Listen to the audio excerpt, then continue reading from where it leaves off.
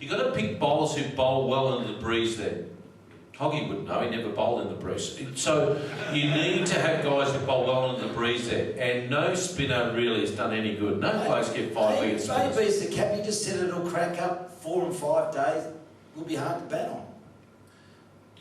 Wasn't in my time. When's it hard to bat at Perth? Day 4 and 5. It was very hot, 36 degrees, 36, 40. That's predicted. It might end up like that. I think they're a shot duck. As Rodney often points on SEN, you could put a fork in them, they're done. They are done. And Hoggy and I predicted this. We knew this was coming. We could smell it from a long way away. And it's just fantastic to see the way they're playing. Steve Smith, keep his spot. Yeah, I don't think they'll change. I mean, the winning formula is working. I really don't think they'll change. Oh, no, let's make 3 changes, Robbo. No, one. Top 3 batsmen. What did I say?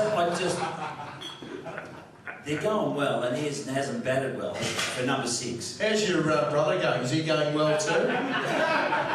His brother's going in with Simone Warne. I just want to remind everyone. So That was supposed to be a very big secret. That's worth plenty. You've just dropped that bomb then. it's on Twitter now. I can hear it going out. No, they're very happy. She's a nice girl. Look, can take you away from that. I'm a bit worried about this Australian cricket team in certain ways. I'm a bit worried about the fact that I look at this cricket team and they said they'll question everything they've done in the last 30, 40 years. They'll take on every record and they'll just question everything. And I look at this cricket team, not one of them, not once since 1989 has anyone tried to take on Booney's record of 52 cans for Sydney London. I think of Shane Watson, he'll pull a hammy going to the bar. I look at in this whole team, like Mitch now, which by the way is the love child of Merv. He's about the only guy I think might have a go. Does he have a beer, Mitch? Or is he too busy having supplements or whatever now? I don't know what they do. Yeah, pick the drinker in that There's side. no drinker. There's no drinker. I'd like to talk you through that. Look, my father, the greatest man I ever met, said to me before the 1989 tour, said, "Son, is there anyone you can sit next to the plane? They can tell you all about the 1%ers how to play in England. How do you play at Lord's, 8-foot slope, and why does the ball swing around so much in overcast conditions? How do you play the county match?" I said, "Dad, the best guy's Booney." He said, "Well, sit next to him, have a beer, and drain him for every bit of knowledge you can." So I did. 2 hours outside of Singapore. I've just finished my 25th can, and I'm as full as a fat lady's sock. Oh, I'm absolute pissed as a fart. So I did. I had 25. The flight service director, God love her, picked me up and took me upstairs in the bubble, pissed as a fart, dropped me in this seat, empty seat in front of Bob Simpson, coach selector, Laurie Saul, chairman selectors manager. And I've passed out. But she realising that that David Boone's well on the way of beating Doug Walters at 50 cans, and Rob Marsh had 51 cans. So I know about you people here. You can't sit in a bar and drink cans with the same person for over 22 hours. You can't. But she realised it might have a roster system. So she brought up, said, "Right, Terry Alderman, you're a good conversationalist. You have 3 or 4 cans and you go." Out she gets. Being rotated, it's a very good word on this trip. And then Carl Rackman is good conversation. You come to have 4 or 5. AB, you can have 1. Because you're a boring fucker, out you get. So Merv, you can come in for 12. He finished off, then Jeff Marshall will finish with 6 cans, and that will finish him off. Everything was going swimmingly. And of course, 30 minutes outside, we're about to land. Captain Biggles gets on. "Ladies and gentlemen, please get the plane ready. We're about to go to Heathrow." We land in Heathrow. And the flight service director's panicked. She's run upstairs, can go into the cockpit. You could do that back in 1989. And she said, quote, "You can't do it." "Why is that?" He said, "He's on his 49th can. He's got no chance of beating the record." 2 minutes later, Captain Biggles got on there and said, "Ladies and gentlemen, I've just got some advice from Heathrow. We've got some traffic problems. So we're just going to have to do loop-the-loop a little bit before we land in Heathrow." And of course, when we landed, this wealth of applause come up from downstairs. "Oh, Booney, you're the king. Well done, Batsy." And like, he's just done things. So, and Bob Simpson said to Laurie Saul, "Listen to the camaraderie of the boys downstairs. Booney's won cards, 500. I won it in the 1964 tour and I had made the most runs. Booney's going to have a fantastic tour. This is a big omen for Booney. And I'm thinking if he only knew. And then Captain Biggles gets on.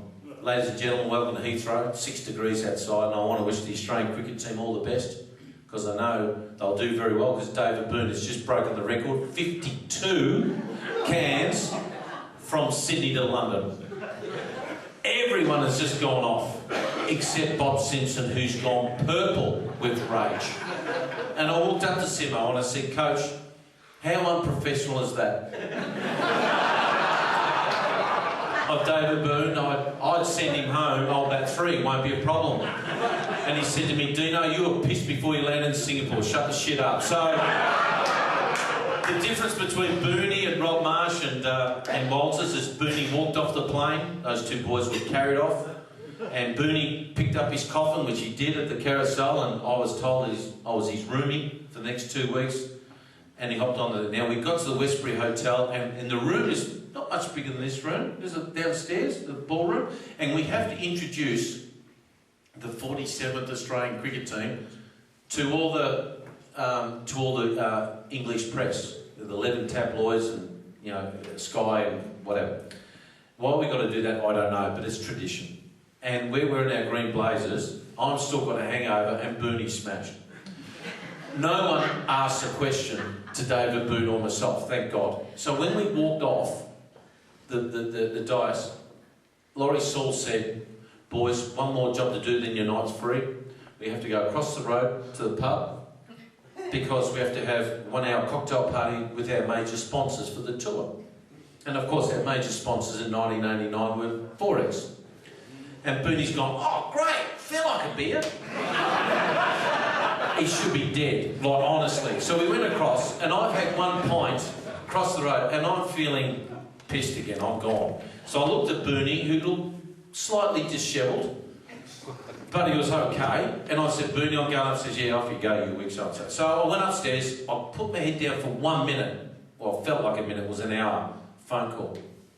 Picked it up. Who was it? Paul from Concierge. You Dean Jones? Yeah. You better come downstairs. You're rooming with Booney, aren't you? I said, yeah, why is that? He said, he's just passed out in the foyer of the hotel and he's still wearing his green blazer and press is starting to take photos. So I've gone downstairs and there he was. So I couldn't pick him up, so I got the porter's trolley. You didn't know this. So this is my first day on tour. So I got the trolley and I pressed the elevator to go up. Bing! Doors open. Who's the worst person to walk out of the elevator? Bob Simpson. David, my room, tomorrow morning, 9 o'clock, bring your passport. Shit. So I pushed him in, silence going up the elevator, and Booney's sitting on the trolley. He's gone, he's not fucking happy, is he? Oh, God. He's wrong. Next morning, we only got $18,000 for that tour. You take out $8,000 in tax, and David Boon was fined $5,000 already before the tour. Now, that's $8,000 technically, and the guy was struggling for cash at the end of it. But ironically, amazingly, one of the greatest days of my life, 3.5 months later, Beefy bowled the ball at Old Trafford, short of length on his hip, worked it behind square for 2, and David Boon scored the winning Ashes for the first time in 50 years in 1989. It was the greatest day of my life. What was his series like after drinking the 52 cans? Was he okay? 620. Mate, he could not get out for the first month. So the rest of us just thought, shit, we've all got to get on the Forex. Have a go at Babsy. He could not get out the first month. So that was the preparation. Mate, proper prep. I knew we were destined for greatness. He got fined $5,000. He drank $8,000 worth of piss on the plane anyway. So he got. Then they got him out. Then they couldn't get Steve Waugh out for 2 months on that tour. It was an amazing tour because when we look back on wonderful tours, everyone in the whole series did well, and it's one of the great things that even the guys at the Water Boys, like Tom Moody and Tim May and these guys, when they got the chance to play for Australia in against Gloucester or whoever, they got hundreds and they got fifers and everyone was doing unbelievably well. AB was actually smiling and enjoying himself, so it was a great trip. Captain Grumpy wasn't there. We did have one match, I must say, that they wouldn't do this today, God forbid. We won at Old Trafford, didn't we, AB? And then we had to travel that night to Trent Bridge, Nottingham. We had to play a match the next day. We had to play 5 days, travel the night on the 5th day, then we had to play a 3-day match against them, then we had to go and play a 3-day match in Southampton. We had to do 11 days in a row. And that night, we got into Trent Bridge about 1 o'clock. Ian Healy, God love him, God bless his soul, he found a pub that was open. 4 o'clock in the morning, or 3 o'clock in the morning, we're still on this, we've won the Ashes, like, we've got to play a game of cricket. And he gets up, he says, right, we've got a game of cricket tomorrow, and today, and I'm not playing, so who wants the captain? So Jeff Bass puts his hand up and said, I'll play. And who wants to play? And Bernie's gone, yeah, I'll play. And I said, I'll play. Tom Moody said, yeah, I'll play. Anyone else? No, 4 will be enough. So when we woke up in the morning, somehow Marshy woke me up. We tried to get the bus to go to the ground, and our driver, who was English, he was still pissed, and he's asleep underneath the bus. So we actually went down in a black cab down to the ground, and Derek Randall was captain. I'll never forget this to the day. They prepared a pitch as like the outfielder that was about 9 millimetres long, and they wanted to hurt our batters, right? Because we've been making lots of runs, and normally the 2 captains walk out, do the toss on the pitch, walk off. Now Derek Randall's his last time as captain of playing for Nottingham, so they gave him this captain, full house, Trent Bridge, Marshy. He's wearing his blazer, and he's got to the gate, and there's Derek Randall, and he's gone, mate, can we do the toss here? And this is at the gate, and Derek Randall's like, no, we've got to go out. And it's just, I don't think I can make it. True as I stand here, Derek Randall's gone, why? We won the Ashes yesterday, and I'm still pissed. I can't. He says, well, okay. So they did the toss, and Jeff Marsh won the toss and said, well, bat. He doesn't even see the pitch. And he's gone, Derek Randall's gone, have you seen the pitch? He's gone, I can't see past my nose. And he said, why are you batting? He said, come with me.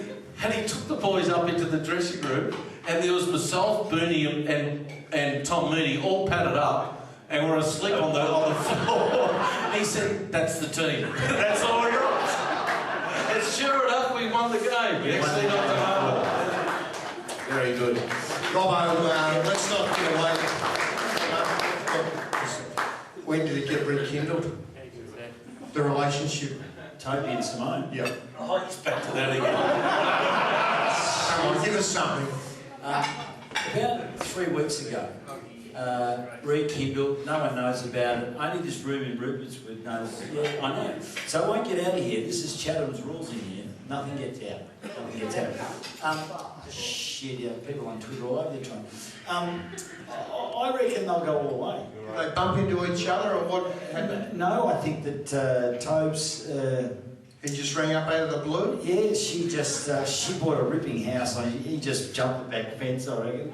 I don't know. They're actually well matched. Warnie doesn't like it, but then Why did they split up in the first place?